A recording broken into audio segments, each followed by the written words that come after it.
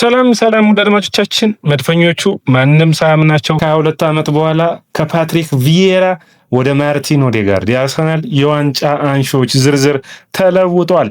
ታዲያ ይህ ትውልድ ከማይበገሩት አንበሶቹ የ2003-4 የውድድር ዓመት ታሪክ ሰርተው አልፈዋል አይደለም። ታዲያ የዚህ ትውልድ ትልቁ ኃላፊነት ደግሞ የእንግሊዝ ፕሪሚየር ሊግ ዋንጫ ብቻ ማንሳት አይደለም። የአርሰናል ሌላ ድግስ ይቀራቸዋል። ያም የፒኤስጂ ጨዋታ ነው። የፒኤስጂ ጨዋታ ቅዳሜ ምሽት ቡዳፔስት ፑሽካሽ አሬና ተጠባቂው ምሽት። መድፈኞቹ ያንን ጨዋታ ማሸነፍ የሚችሉ ከሆነ ካሁኑ ከማርቲን ኩዌን እስከ ቪዬራ የዚህ ትውልድ ቡድን በታሪክ ተመዝግቦ የሚቀመጥ ይሆናል። ውድ አድማጮቻችን፣ ማንም ያላደረገው ነው። በአርሰናል ቤት የአውሮፓ ቻምፒዮንስ ሊግ ዋንጫን የማሸነፍ እድል ለዚህ ትውልድ ተሰጥቶታል። ታዲያ ይህ ትውልድ ያንን ያከናውነዋል ወይ? ከዴቪድ ራያ እስከ ቪክቶር ዮኬሬስ ትናንት የማያምኑ የነበሩትን የአርሰናል ደጋፊዎች አሁን ሙሉ በሙሉ በተስፋ ሞልተዋቸዋል ማለት ይቻላል። የትናንትናው ድል የተለየ ነበር። በብዙ ሁኔታዎች ማንሳት ይጠበቅብናል። የአርሰናል ባለቤቶች ክሮዌንኬ አውት እንዳልተባለ ሁሉ ጆሽና እንዲሁም ደግሞ ጆሽ ክሮዌንኬ ከአባቱ ክሮዌንኬ ጋር የእንግሊዝ ፕሪሚየር ሊግን ዋንጫ ከ22 ዓመት በኋላ በሴልኸርስት ፓርክ ይዘው ታይተዋል። አስደማሚ ነበር። እመኑኝ ብለዋል። እንግዲህ የክሮዌንኬ ቤተሰቦች በስሜትና እንዲሁም በፋይናንስ ወይም ደግሞ በገንዘቡ ረገድ ብዙ ነገር አውጥተናል። ለዚህ ቡድኑን እንወደዋለን። የሚፈልጉትን ለማሟላት እየጣርን ነው። የውድድር ዓመቱ ገና አልተጠናቀቀም። ወደ ስራ እንመለሳለን። በቻምፒዮንስ ሊጉ ፍጻሜም እናሸንፋለን የሚል አስተያየቱም ጆሽ ክሮዌንኬ ሰጥቷል። እንግዲህ አርሰናል በዩሮፓ ሊግ ፍጻሜ በባኩ ከተሸነፈ በኋላ የሚረሳ አልነበረም። ያ የማውሪዚዮ ሳሪው ቼልሲ የኡናይ ኤምሬውን አርሰናል 4-1 በፍጻሜ ካሸነፈ በኋላ የአርሰናል ደጋፊዎች የነበሩበት አጣብቂኝ የዩሮፓ ሊጉ ፍጻሜን ተከትሎ ጆሽ አንድ ሀሳብ አመጣ። ለክሮዌንኬ ለአባቱ ማለት ነው። በጊዜው የሰጠው አስተያየት ሙሉ ቡድኑን በወጣትና በታዳጊዎች እንሙላው፣ ታዳጊዎች ላይ የሚያተኩር ይሁን ፕሮጀክቱ የሚል ነበር። ታዲያ በሚገባ ውጤታማ ሆኗል። ካለፉት ዓመታቶች በኋላ ገብርኤል ማጋሬስ ከዊሊያም ሳሊባ ባንድ ላይ ሲጨፍሩ ታይተዋል። ዴቪድ ራያ በማይክል አርቴታ የታመነበት ግብ ጠባቂ በመጨረሻ የእንግሊዝ ፕሪሚየር ሊግን አርሰናል ጋር ማሸነፍ ችሏል። እንግዲህ ከድሉ ጀርባ ያሉትን ስለ ትናንትናው ጨዋታ ፐርፎርማንስ እንግዲህ አርሰናል ሪትሙን መጠበቅ ያስፈልገው ነበር። ሪትሙን በሚገባ ማስቀጠል ችሏል። 5 ተከታታይ ድሎችን በእንግሊዝ ፕሪሚየር ሊግ ማግኘት ችሏል። ይህ አንዱ ትልቁ ጥንካሬያቸው ነው ለመድፈኞቹ። በውድድር ዓመቱ በተከታታይ እንግዲህ ይህ እንደዚህ አይነት ተከታታይ ድሎችን ማምጣት አስፈላጊ ነው። ማይክል አርቴታ ለሚቀጥለው የውድድር ዓመትም እንደዚህ አይነት ወጥ ብቃትን ማሳየት ያስፈልጋል። ማይክል አርቴታና አንድሬ የበርታን ደስታ ያያችሁ ውድ አድማጮቻችን ምን ያክል ይህ ስብስብ አስደናቂ እንደሆነ የሚያሳይ ነው። አሁን ሌላ ትልቅ ነገር ያስፈልገዋል፣ የቻምፒዮንስ ሊግ ዋንጫ እንዲሁም የዝውውር መስኮቱ።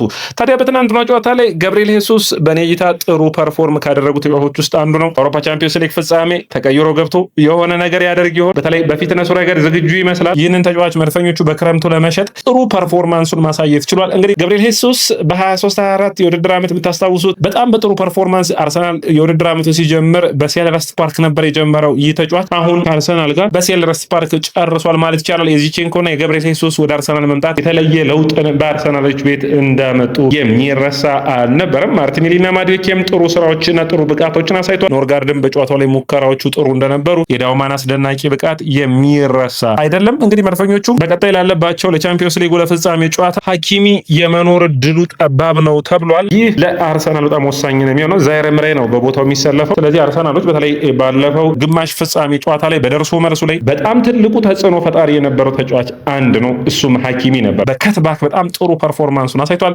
ያለ ሀኪሚ መጫወት ማለት በተለይ ለሉዊስ ኤንሪኬ ቡድን የቀኝ መስመሩን ደካማ ያደርገዋል። የግራ እግር ተጫዋች የላቸውም በቀኝ መስመር ላይ ዲዛይር ዱዌ ያለበለዚያ ዴምቤሌ ነው እየወጡ የሚጫወቱት። ስለዚህ ለአርሰናል ካላፊዮሪን አሰልፈው በካላፊዮሪና በትሮሳርድ በሚገባ በአርሰናል የግራ መስመርን በሚገባ የሚያጠቁበት ይሆናል ተብሎ ይታሰባል። በአርሰናል በኩል ቲምበር ሙሉ በሙሉ ዝግጅቱን እየጨረሰ ያለ ይመስላል። በጨዋታው ላይ ሙሉ በሙሉ ብቃት ላይ ለመገኘት ያን የሚያገኙ ከሆነ ለአርሰናል የተለየ ብቃትን የሚያመጣ ይሆናል። ዛሬ ከመድፈኞቹ ጋር ስማቸው የተያዙ ተጫዋቾች አሉ። አንደኛው ወሳኙ ማክሲም ላኳ ነው። እንግዲህ ላኳ ብዙዎቻችን እንደምናውቀው አስደናቂ የመሀል አማካኝ ተጫዋች ነው። እንግዲህ የመሀል ተከላካይ ተጫዋች ነው። በጣም ጥሩ ፐርፎርማንስ ካላቸው ተጫዋቾች ውስጥ አንዱ ነው። በጥሩ ፐርፎርማንሱ የሚደነቅባቸው በምን ብቃቱ ነው ካል አንደኛ በክህሎቱ በጨዋታ ሂደቱ በጣም የሚገርም ተጫዋች ነው። ደርማቻችን በእግር ኳስ ደግሞ ይህንን የሚፈ የሚፈልግ ነው። ታዲያ ይህንን በሚገባ የሚያሟላ ተጫዋች ነው ብዬ አስባለሁ። ለምሳሌ እንግዲህ በፐርፎርማንስ ረገድ በተለይ የማርክ ጉሂን መልቀቅ ተከትሎ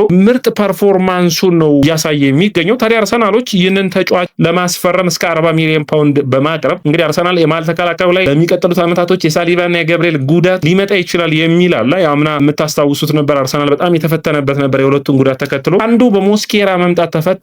ላኳ የሚመጣ ከሆነ ግን ኬራና ላኳ የተሻለ ጥምረትን መፍጠር የሚችሉ ጥሩ ፐርፎርማንስ ያላቸው የመሃል ተከላካዮች ይሆናሉ ተብሎ ይታሰባል። ስለዚህ ይህንን በሚመለከት እንግዲህ በሚገባ መድፈኞቹ ካሁኑ እየተዘጋጁ ያለ ይመስላል። የላኳ መምጣት ለአርሰናል የመሃል ተከላካይ ሙሉ 8 ተከላካዮችን ምርጥ የሚያደርግለት ይሆናል ብዬ አስባለሁ። ረማቻችን እናንተ ምን ታስባላችሁ? አርሰናል ይህንን ተጫዋች መፈለጉ በጣም አስደናቂ የሚያደርገው ነው። የእድሜው ላይ 26 ዓመቱ መገኘቱ ተከትሎ በጥሩ ፐርፎርማንስ ነው። የተገዘጠና ነው። የቆመ ኳስ ጠንካራ ነው። መሃል ተከላካይ ላይ ምርጥ ፐርፎርማንስን የሚያሳየት የሚችል ነው። ባለፉት ዓመታቶች ጥሩ ፐርፎርማንሱን አሳይቷል። ለፈረንሳይ ብሔራዊ ቡድን ጥሪ ቀርቦለታል። እንደ ጥሩ ጥንካሬ የሚነሳው እንግዲህ ፍጥነቱ፣ ሪከቨሪ ስፒዱ፣ የአየር ላይ ፍልሚያዎቹ፣ አግሬሽን እና ዱዋሎቹ የአንድ ለአንድ ግንኙነቶችን ማሸነፉ ነው። ወጥነትም ሌላ የሚደነቅለት ሁኔታ ነው። እንግዲህ በዲሲፕሊን ረገድ ያለበትን ችግር መቅረፍ የሚችል ከሆነ በኔ እይታ ሌላኛው ገብርኤል ማጋሌስ የሚሆነው ገብርኤል ማጋሌስን ቦታ በላኳ እንዲሁም ደግሞ የሳሊባን ቦታ በሞስኬራ መሸፈን የሚቻል ከሆነ አርሰናል 70 ጨዋታ በውድድር ዓመቱ ላይ እንግዲህ ከ62 63 ጨዋታ የሚቀጥለው ዓመት የአውሮፓ ቻምፒዮንስ ሊግ የሚያነሳ ከሆነ ደግሞ በሱፐር ካፕ እንዲሁም በሌሎች ውድድሮች ላይ ጠንካራ ተፎካካሪ ስለሚሆን ይህንን ቦታ የሚሸፍንላቸው ተጫዋች መፈለጋቸው ትክክል ይመስለኛል። ነገር ግን አርሰናል የቤን ዋይትን መልቀቅ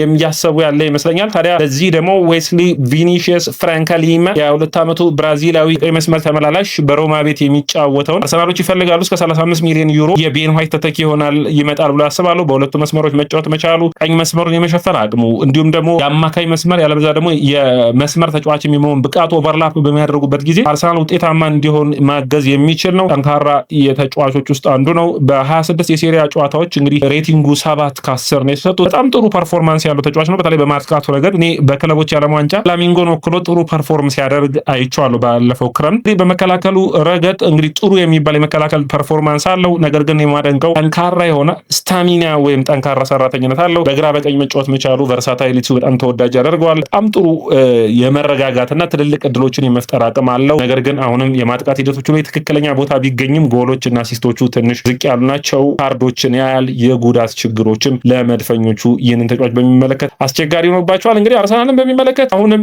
የተከላካዮችን ተጫዋቾችን በሚመለከት ነው ዛሬ ማቀርብላችሁ። ሌላኛው ኖዋክ ባንክስ ይባላል።